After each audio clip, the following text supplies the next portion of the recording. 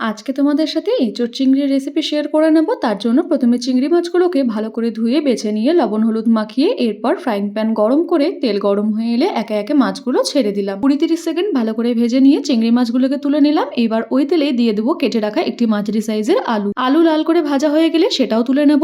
একই তেলের মধ্যেই কেটে রাখা একটি ছোট সাইজের এঁচোড় দিয়ে দিলাম। তোমরা চাইলে প্রেসারে একটা হুইসেল দিয়ে নিতে পারো, তবে আমার এমনি সেদ্ধ হয়ে যাবে তাই ভেজে এটা তুলে রাখলাম। তেল অ্যাড করে তেজপাতা ও গোটা গরম মশলা দিয়ে কেটে রাখা একটি মাঝারি সাইজের পেঁয়াজ এর মধ্যে দিয়ে দিলাম। পেঁয়াজের কালার চেঞ্জ হয়ে আসলে 2 বড় চামচ আদা রসুন ও কাঁচা লঙ্কার পেস্ট দিয়ে এরপর রেগুলার মশলাগুলো অ্যাড করে দিলাম। হলুদ গুঁড়ো, লঙ্কার গুঁড়ো, ধনে গুঁড়ো, জিরে গুঁড়ো ও পরিমাণ অনুযায়ী লবণ দিয়ে সমস্তটা ভালো করে নেড়ে চেড়ে আমাদের মিশিয়ে নিতে হবে।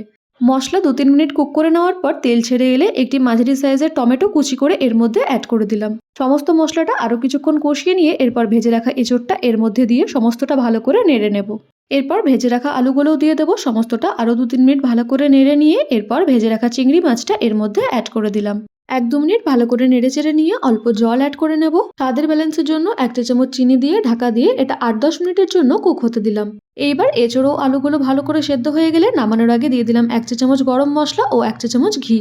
এইবার নামিয়ে নিলে এঁচোড় চিংড়ি সার্ভ করার জন্য একদম রেডি।